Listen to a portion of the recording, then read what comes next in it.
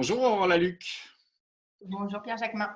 Merci à nouveau d'avoir accepté mon invitation. Aurore, tu es économiste députée européenne et je fais appel à tes lumières pour comprendre les enjeux économiques du moment parce que il est beaucoup question de sanctions économiques imposées par les États-Unis. Hier, justement, Joe Biden a annoncé un embargo sur les hydrocarbures russes.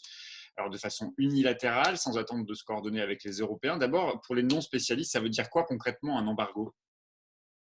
C'est-à-dire qu'on arrête d'acheter. On arrête d'acheter c'est interdit. Voilà, tout simplement, c'est interdit à partir de maintenant, côté États-Unis, d'acheter un certain nombre de produits listés côté russe. Et c'est une liste à respecter sous peine de poursuite, souvent de poursuite légale. Ça peut arriver, par exemple, dans le cadre des banques qui n'avaient pas le droit de traiter pendant la crise, dans certaines crises avec certains pays, on pense à l'Iran, ce genre de choses. Des fois, il peut y avoir des embargos et on doit les respecter. Et donc, ça veut dire que les États-Unis et leurs entreprises n'achèteront plus de gaz, de pétrole et de charbon russe.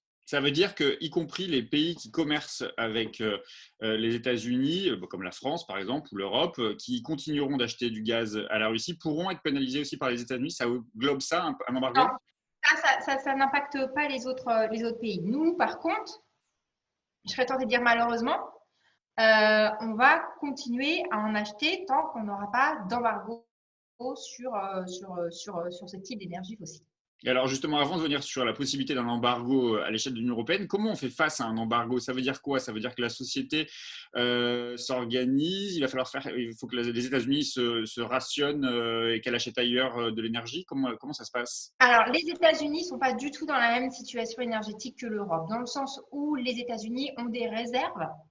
Et par ailleurs, ils ont du gaz dit alternatif, qui est du très mauvais gaz, hein, qui était d'ailleurs en perte de vitesse, qui est le gaz de schiste, Ouais, très très très cool. polluant, parce qu'il faut injecter des produits dans le sol, fractionner un certain nombre de roches, injecter des produits. Donc c'est vraiment très perturbant pour la Terre. Pour sa stabilité, on sait que ça engendre des fois des mini séismes, et puis pour la pollution des sols, tout simplement. Donc eux, ils ont des alternatives, en fait. Hein. Nous, on s'est mis dans une situation de grande dépendance vis-à-vis du gaz russe. L'Allemagne, en premier lieu, avec ses Nord Stream, et aussi une partie de la classe politique qui a des intérêts personnels, donc Gazprom, etc. Mais pas que, hein, il y a aussi une partie de l'Italie et une partie de la classe politique en général. Et c'est pas d'ailleurs, c'est pas du tout un clivage gauche-droite hein, sur ce sujet-là. Il faut se rendre compte qu'on peut avoir une partie de la gauche dans différents pays européens qui va être pro-gaz, une autre anti-gaz. Même chose du côté des Verts dans une moindre mesure évidemment, même chose du côté de la droite, même chose côté de la France. Il y avait certains partis politiques de gauche encore récemment qui vantaient le gaz contre le nucléaire. Voilà, donc c'est pas tout blanc, tout noir, c'est pas du tout un clivage gauche-droite sur le sujet. Il y a une vision géopolitique des choses, il y a beaucoup aussi d'intérêts personnels. Voilà. Beaucoup d'intérêts personnels. Donc, quand on voit que d'anciens politiques allemands ont des intérêts dans Gazprom, c'est quand même un sacré sujet. Nous, on a alerté en tant que députés européens, du moins certains, parce qu'on était peu nombreux au début, sur la nécessité, par exemple, de ne pas faire Nord Stream pour des raisons environnementales et géopolitiques. Et nous y voilà. Donc, pour nous, côté européen, c'est beaucoup, beaucoup plus dur parce que certains pays de l'Est dépendent à 100% du gaz russe. L'Allemagne a Oui, environ notamment. à 40-50. La France, beaucoup moins, mais on n'est pas seul. Et en fait, se passer du gaz russe, oui, ça va avoir des conséquences Ouais. très, très précises et très dures. Donc ça veut dire en tout cas que l'Union européenne ne pourra pas prendre une décision unanime sur un embargo total de l'achat de gaz en Russie. À voir, à voir. Il y a des annonces qui ont été faites hier par Timmermans côté environnemental, où il y a une volonté de commencer à se passer du gaz russe. Mais si c'est une sanction, ce que je dis toujours, ça ne se fait pas sans peine sur celui qui l'impose aux autres. Deux, on doit faire montre de solidarité vis-à-vis des Ukrainiens. C'est-à-dire, si on est en soutien vis-à-vis des Ukrainiens, allons jusqu'au bout. Ouais. Et ensuite, si c'est pour s'en débarrasser, si c'est pour se débarrasser du gaz russe sur 1 an et demi, c'est pas une sanction économique. Parce que là, si on veut vraiment faire une sanction, on y va, on fait l'embargo. Après, oui, ça a un coût chez nous et ça demande de la planification énergétique. C'est une Voilà, arme la de paix, planification. c'est une arme de J'ai pas paix, entendu. c'est une arme de paix, l'embargo pour toi? Mais de toute façon, il y a la guerre. Je veux dire, il y a un pays qui est en train d'être envahi, qui n'a rien demandé à personne, qui n'a rien fait, et qui est envahi par une puissance qui est par ailleurs une puissance non seulement militaire, mais nucléaire. Donc, de toute façon, il y a un pays qui se fait envahir là. Et à partir du moment où on met des sanctions économiques, il faut y aller jusqu'au bout. Sincèrement, je ne sais pas quelles seront les conséquences sur Vladimir Poutine. Je sais quelles seront les conséquences sur l'économie russe, ça c'est sûr. Est-ce que ça aura un impact sur lui? Ça, on ne sait pas, mais on doit passer par ces étapes-là de toute façon pour pouvoir essayer d'avoir un rapport de force vis-à-vis de lui et négocier aussi à terme la paix. Parce qu'évidemment, l'idée, c'est pas de rentrer en guerre avec une puissance nucléaire. Enfin, je crois qu'on est tous conscients de ça et si on essaye tous de faire attention à ce qu'on dit et de la façon dont on traite la situation, c'est aussi à cause de ça. Et qu'on comprenne bien, toi, en tant que députée européenne, tu plaides pour un embargo ferme à la hauteur de ce que fait les États-Unis, mais coordonné à l'échelle de l'Union européenne. Ce serait la meilleure des décisions à prendre? Là, en fait, à un moment, l'histoire va nous regarder, va nous juger sévèrement. Et on n'a pas le choix, c'est ce qu'il faut faire. C'est ce qu'il faut faire. Moi, j'ai toujours de toute façon plaidé pour la diminution de la dépendance du gaz russe depuis le début de mandat, exactement pour ces raisons-là. Exactement pour ces raisons-là. Et voilà, donc oui, on n'a pas le choix. Après, il faut faire de la planification. Il faut vraiment faire de la planification. Ça veut dire quoi, là? Ça veut dire qu'il faut y aller progressivement, il ne faut pas prendre une décision brutale là tout de suite maintenant? Ça veut dire qu'on peut prendre la décision brutalement, il faut quasiment le faire, mais par contre, il faut organiser derrière. Pourquoi? Parce que le gaz russe, on ne le remplace pas comme ça. C'est-à-dire que c'est pas vrai, on ne va pas réussir à remplacer. On peut le faire jusqu'au mois de novembre, par exemple. C'est vrai, quand on entend dire on a des réserves jusqu'au novembre. Oui, grosso modo, sauf que la consommation de gaz, c'est une consommation qui est saisonnière. Elle se fait entre novembre et mars. Donc, pour préparer l'hiver qui va arriver là, il faut qu'on soit en capacité de diversifier déjà nos apports énergétiques. Ça veut dire essayer d'importer du gaz d'ailleurs, Norvège, etc. On n'arrivera pas à du tout avoir ce qu'on avait côté gaz russe, il faut le savoir, ça c'est évident. Il faut diversifier un maximum. On n'arrivera jamais à du jour au lendemain, on ne peut pas arriver à compenser ce que l'on achète en gaz à la Russie en allant en Norvège, en allant en Tunisie, comme les Tunisiens l'ont proposé, ou aux États-Unis. C'est pas possible. Et par ailleurs, les prix vont exploser. Et puis, donc l'idée, c'est de mettre en place très rapidement un plan massif d'investissement dans ce qui se fait le plus rapide. Le plus rapide, c'est le solaire. Le plus simple, le plus rapide, c'est le solaire. Ça veut dire aussi qu'il faut lever un certain nombre de verrous administratifs qui mettent du temps à développer les renouvelables. On peut jouer aussi effectivement sur le biogaz. J'entends beaucoup de lobby biogaz dire et nous. Oui, mais c'est largement pas suffisant. Enfin, je veux dire, c'est rien dans la production. Soyons très très clairs. Il va falloir faire de la sobriété aussi. Et puis, on va se retrouver dans une situation. Un certain nombre a commencé à l'évoquer. La semaine dernière et maintenant ça y est, je crois que c'est sur la table.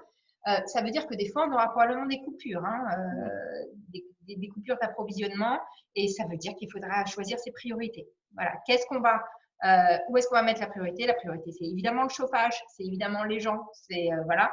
Certaines entreprises, bah oui, il y a certaines entreprises des fois qui devront être mis pour un certain temps à l'arrêt. C'est pour ça qu'il faut vraiment de la planification pour pouvoir connaître exactement nos besoins, voir comment on peut diversifier nos sources très rapidement, mettre le paquet là-dessus et voir que de temps en temps, on va être obligé d'arrêter. Tu l'as évoqué, les prix vont continuer d'augmenter. Déjà, depuis le début de l'invasion militaire russe en Ukraine, le prix à la pompe a augmenté de près de 40%. Le ministre de l'économie, Bruno Le Maire, ce matin, a comparé ce qu'il se passait en ce moment à la crise de 1974. Derrière, on sait ce qui s'est passé. La chute de la croissance, la hausse des prix, l'explosion du chômage. Il faut s'attendre à la même chose? Je pense que la situation n'est pas comparable. Elle est bien plus grave. Parce qu'entre 73 et 74 et aujourd'hui, notre consommation d'énergie fossile a explosé. Et notre dépendance aux énergies fossiles a explosé. Donc la situation, elle est bien plus grave. Après, il faut apprendre de l'histoire. Et l'histoire nous a montré au moment justement du choc pétrolier, en fait, on a développé, le choix, ça a été nucléaire en France. Là, on peut pousser certaines centrales un petit peu, mais il y a certaines qui étaient à l'arrêt pour réparation, qu'on avait déjà repoussé un petit peu pour passer l'hiver. On ne va pas pouvoir les pousser ad vitam aeternam. Et certains disent on va faire du nucléaire. Bah oui, sauf qu'une centrale nucléaire, ça ne se construit pas du jour au lendemain. Voilà. D'où la nécessité de se rappeler des erreurs qui ont été faites à cette période-là. Les erreurs, ça a été notamment de ne pas forcément changer de modèle économique. C'était peut-être le moment de l'écologie politique, en fait, la fin des années 70. Et on l'a loupé. Parce qu'il y a tout un mouvement de remise en cause aussi de la consommation de masse, etc.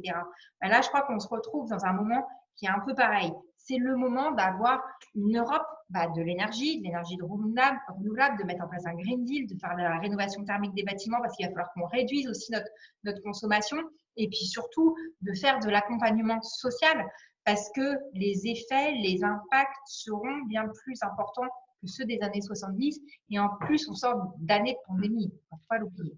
Il a aussi exclu ce matin, le ministre de l'économie, le quoi qu'il en coûte. Comment on anticipe les conséquences justement économiques? Quelles devraient être les décisions la plus à prendre maintenant pour pas que les Français, notamment, en pâtissent dans quelques semaines? C'est absurde de dire un truc pareil. C'est absurde. Comment dans un moment où on va peut-être avoir un défaut de l'État russe, c'est très très probable par exemple. On dit que Poutine, c'est quand même, visiblement, il est quand même préparé à ce qu'il est en train de se passer depuis longtemps, qu'il a déjà préservé une réserve de près de 800 milliards d'euros de l'État russe. Est-ce qu'il va vraiment être tant que ça asphyxié? Bah oui, parce que déjà ça part très très vite. Les chiffres paraissent toujours énormes. Alors déjà ce qu'il a pas. Voilà, les chiffres varient. Point 1, point 2, les devises, ça part très très très très vite. Surtout qu'on est dans un moment où plus personne ne vous fait confiance. Et ce qu'on voit ces derniers temps, c'est que tout le monde est en train de se débarrasser de son rouble. C'est pour ça que la bourse chute. C'est pour ça qu'ils ne l'ont pas réouvert d'ailleurs, parce que ça veut bien dire qu'ils n'ont pas la confiance avec eux. Donc là, la situation, il a commencé à dire aussi, et non, ça a été même annoncé, que les obligations, seules les obligations en devises, je crois, seront remboursées. Puis il a dit, voilà, puis il a dit, ça a été fait en plusieurs fois, puis il a dit pour les pays pour les pays hostiles, voilà, c'est ça, hostile le terme, ceux-là ne seront remboursés en roubles et pas en devises. Je vous rappelle que la définition officielle d'un défaut, c'est quand on ne sait plus rembourser en devises. À partir du moment où il sait ça, ça veut dire qu'il a peur, qu'il a peur d'une fuite des capitaux. Et là, il y a des très, très forts risques d'avoir un défaut de paiement côté russe, ce qui voudrait dire qu'il n'a pas tant de devises que ça.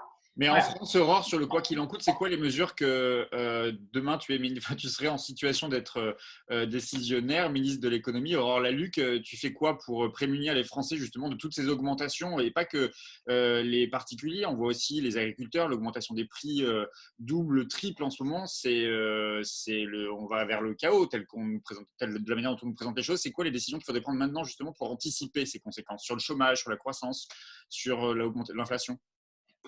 Alors, point 1, je crois qu'il y a des décisions que j'aurais prises avant, qui n'auraient pas été les mêmes, qui sont notamment le fait, depuis toujours, je dis qu'il nous faut un Green New Deal pour avoir une réduction de la consommation d'énergie et un développement des renouvelables.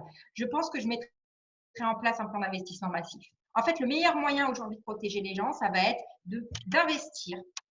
Ça veut dire que le quoi qu'il en coûte, dire qu'on ne va pas avoir de quoi qu'il en coûte, c'est complètement idéologique. Il nous faut un quoi qu'il en coûte, en fait. Investir dans quoi? Investir dans quoi? Investir. Rénovation thermique des bâtiments. Mise en place sur les panneaux solaires, on y va à fond. En fait, ça permettra par exemple de créer de l'emploi. Parce que à côté de ça, il va falloir relancer et poursuivre des mesures de type chômage partiel, chômage technique, etc., où il va falloir protéger c'est ce que j'allais dire, ça n'empêche pas l'augmentation des prix et donc la perte sèche du pouvoir d'achat des Français. Ça n'empêchera pas ça. Ça ne l'empêchera pas. On peut réfléchir à la question. Sur ça précisément, qu'est-ce qu'un gouvernement, qu'est-ce qu'un État peut? On peut réfléchir à la question du blocage des prix et ensuite il va falloir faire des chèques pour compenser socialement. Si je te dis là, tout de suite, voilà exactement ce qu'il faut faire, je mens parce qu'on est dans une situation qui évolue toutes les heures en ce moment d'un point de vue économique. Et quand je dis toutes les heures, je pèse mes mots, toutes les heures. Donc, en fonction de Il faut réunir les partenaires sociaux comme c'est en train d'être fait, savoir quels sont les secteurs qui vont être impactés et comment. Éventuellement, réfléchir à la question de à qui on doit donner de l'énergie en priorité du côté des entreprises, voir quelle compensation il faut faire d'un point de vue social, et ça veut dire faire des aides, faire des aides, faire des aides. Voilà, jusqu'à temps que la situation s'améliore. Ouais. Et être en capacité de s'adapter en fonction de ça. Vraiment être en capacité de s'adapter en fonction. Parce que la situation macroéconomique dans laquelle on va se retrouver, on ne sait pas. Sincèrement, je le dis franchement, on ne sait pas. Oui, on va avoir de l'inflation, très bien, très juste. Il va falloir mettre la pression d'ailleurs sur les pays de l'OPEP pour qu'on ait une augmentation, et ça m'embête de dire ça hein, parce que je suis écolo, mais il nous faut qu'on ait une augmentation de la production des barils aussi, parce qu'il y a des jeux qui sont en train de se faire sur le prix justement du pétrole. Il y a toujours des jeux dans ces cas-là spéculatifs, donc il faut mettre une saine pression. Mais oui, en fait, dans ces moments-là, c'est les moments où il faut investir, et il nous faut aussi une réforme fiscale, parce qu'il va falloir pouvoir financer tout ça. Donc, une réforme fiscale, faire montre de solidarité, taxer les gens qui ont beaucoup dans ce pays, renoncer à un certain type d'aide côté grandes entreprises qui n'étaient absolument pas justifiées pour pouvoir récupérer de l'argent dans les caisses de l'État, et par contre faire des aides du côté de la population. Parce qu'en fait, c'est bien de ça dont il s'agit. Il va falloir donner de l'argent. Un mot sur Voilà. sur la guerre en elle-même. Il y a un débat évidemment qui, je ne sais pas s'il divise la gauche et la droite, s'il y a une ligne de fracture à ce niveau-là, mais on voit bien qu'en tout cas, elle clive à gauche. Il y a ceux qui veulent envoyer des armes aux Ukrainiens et ceux qui sont contre l'idée d'envoyer des armes aux Ukrainiens. En Espagne, la coalition de gauche d'ailleurs se déchire. Podemos accuse les socialistes d'être le parti de la guerre. En France, Jadot, Hidalgo s'opposent violemment à Mélenchon. Jadot dit même ce matin que les discours de paix sont des discours d'abandon des Ukrainiens. Comment on plaide la paix dans ces conditions? Euh, Est-ce qu'il faut plaider pour la paix ou est-ce que la paix, oui, oui. mais la paix, ce n'est pas refuser de se défendre. Je viens d'une famille pacifiste où on n'avait même pas le droit de jouer aux petits soldats avec un grand-père résistant communiste pacifiste qui a pris les armes. Parce qu'il y a un moment, il fallait se défendre et défendre surtout les personnes qui étaient attaquées et qui étaient déportées. Il y a des moments, on peut être pacifiste, on peut être parfaitement pour la paix, mais je suis désolée, quand on est attaqué, on est attaqué. Les Ukrainiens sont attaqués. On les laisse mourir pour nous vivre confortablement et se dire on est dans la paix. Mais est-ce que les armes Non. sont à la hauteur de la défense que devraient avoir les Ukrainiens? C'est ça qui se joue. C'est-à-dire qu'on a le sentiment qu'il y a une espèce d'hypocrisie européenne à dire regardez, on envoie des armes, mais on entend bien le président ukrainien nous dire que ça ne suffit pas, des camions anti-chars ou je ne sais quoi encore. On voit bien que ça n'est pas à la hauteur. Donc il n'y a pas une hypocrisie à dire on envoie des armes, mais en fait des armes qui ne serviront pas à bloquer l'armée russe? Mais alors dans ce cas-là, on fait quoi? On fait rien? Je sais pas, Moi, le discours, parce que l'autre possibilité, c'est quoi? C'est de dire, OK, alors on arrête une soi-disant hypocrisie et on y va et on déclenche un conflit avec une puissance nucléaire. C'est pas possible. Et je pense qu'on nous en voudrait beaucoup. Moi, je suis pas battante en guerre. Hein. Donc voilà. Donc, je veux dire, il y a un moment, le truc, c'est quelle hypocrisie. Moi, j'aimerais évidemment qu'on fasse plus pour les Ukrainiens et plus vite, mais je pense que c'est tout aussi irresponsable et hypocrite de dire qu'on ne fait rien, ouais. que c'est bien de le faire. Voilà, je sais pas, moi je me retrouverais dans cette situation. J'aimerais bien j'aimerais bien pouvoir me défendre et défendre ma famille, mes proches. Enfin, voilà, je crois qu'il faut. On est dans une situation extrêmement compliquée. Voilà, extrêmement compliquée. Et tous ceux qui ont défendu, y compris à gauche en France, le gaz pendant des années, hein, qui ont défendu Nord Stream, etc., ont aussi une responsabilité dans ce domaine. Voilà. Et on a la gauche française, il n'y a pas que la gauche allemande qui doit se regarder. Il y a aussi toute une partie de la gauche française qui peut être anti-nucléaire et qui peut être pro-gaz et qui doit aussi se regarder dans la glace parce que la situation dans laquelle on est, c'est aussi à cause d'eux. J'ai une dernière question pour toi, Aurore. La campagne présidentielle dans ce contexte en France, elle est pliée?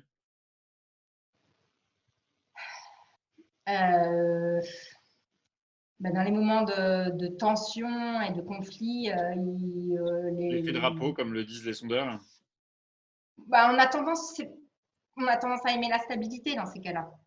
Voilà. Si je me sors de mon rôle si je me sors de mon statut d'élu et que je regarde la situation comme quelqu'un qui l'analyse, je serais tendance à dire que évidemment dans ces moments-là, on a envie de stabilité et on préfère laisser au pouvoir quelqu'un dont on sait à peu près ce qu'il fait, bien et mal.